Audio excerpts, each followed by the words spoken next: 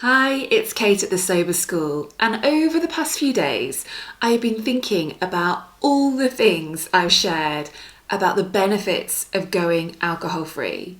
I mean, it's such a massive lifestyle upgrade. I have written so many blogs, I've shared social media posts, I've made videos, I've even written a book about going alcohol free. I think it's great. However, something I know I'm probably guilty of is focusing just on the really big reasons why people go alcohol free. You know, the big benefits.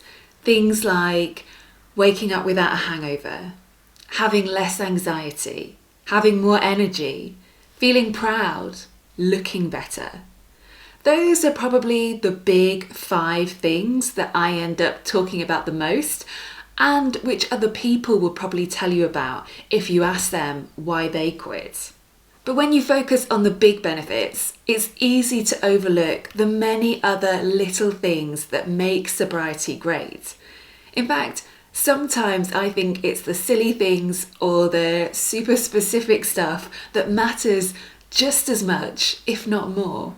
Last week, I asked some of my Getting Unstuck students, so these are women currently going through my online stop drinking class.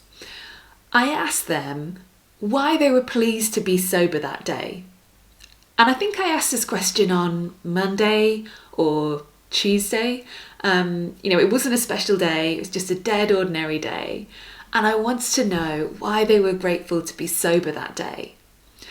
And I am going to share some of their responses with you because what they had to say was so interesting and so specific.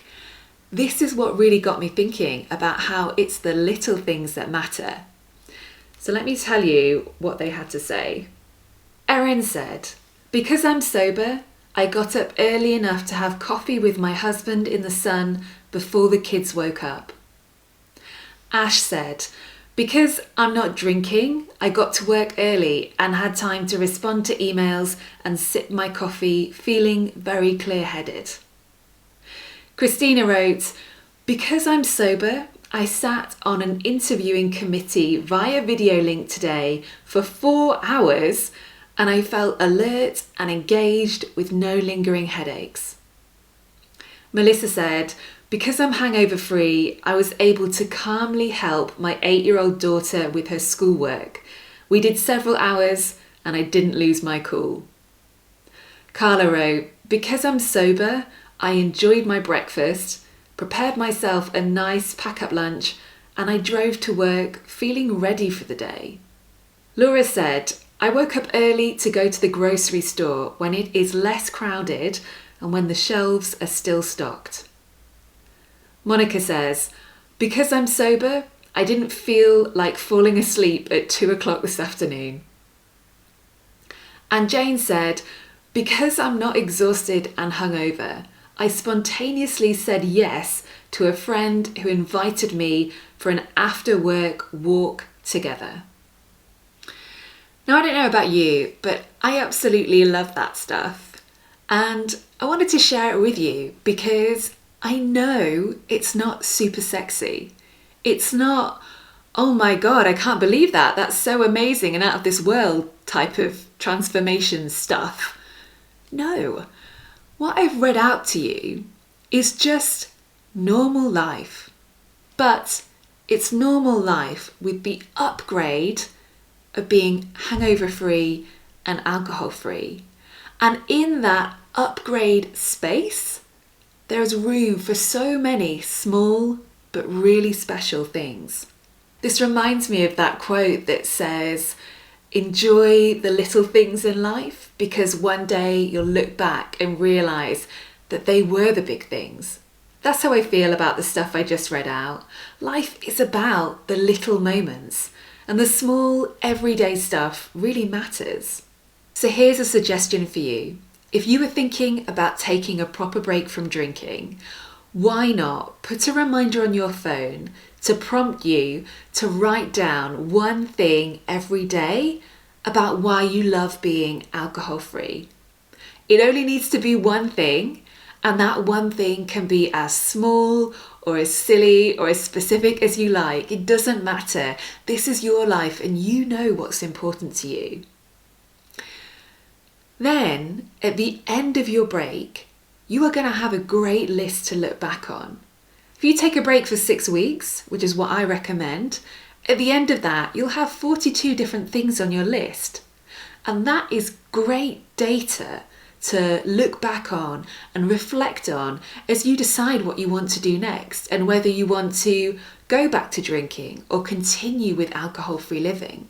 Now, if you're watching this and you aren't sure that you're ready to take a break from drinking yet, or you're still thinking about this and you're not quite sure what you want to do, here's what I'm going to suggest for you.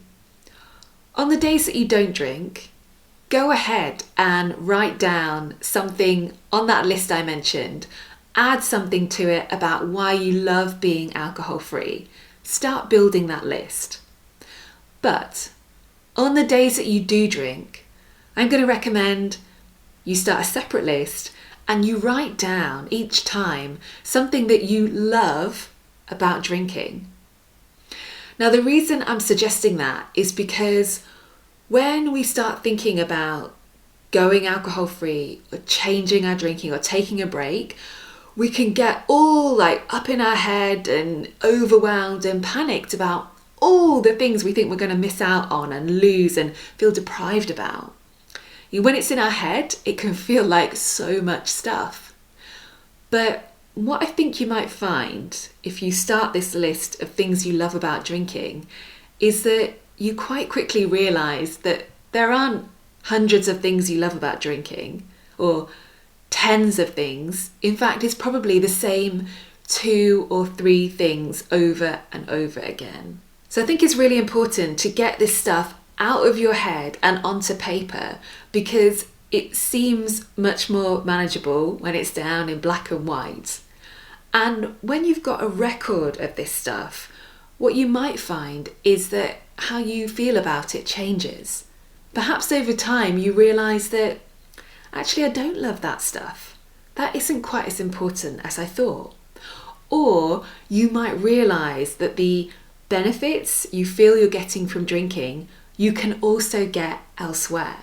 Writing these lists is going to give you so much clarity, and clarity puts you in a great position for getting help, changing your drinking, and working on your blocks around sobriety. So I've got to tell you, if you joined an online course like mine, my next class starts in July, if you turned up on day 1 with a list of really specific things about what you love about drinking and what you're worried about missing out on in sobriety, well, I would be pretty excited to see that. I really would be. I'd be so thrilled because then I know exactly what we need to work together on.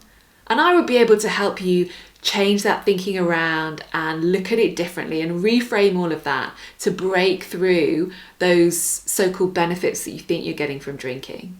I would be able to help you with that, but you would be so far ahead of the game because you'd already have that clarity around your relationship with alcohol. So it's really, really important. So I know there are so many great reasons for quitting drinking and going alcohol-free. But today, I just wanted to shine a light on some of the smaller stuff, the little things that make sobriety special and that can sometimes be overlooked.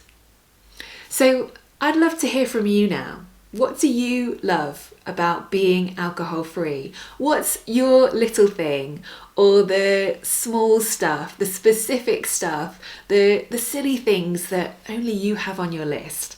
I'd love to know about it. So please go ahead, leave me a comment, let me know what you love about this lifestyle, and I look forward to speaking to you next week.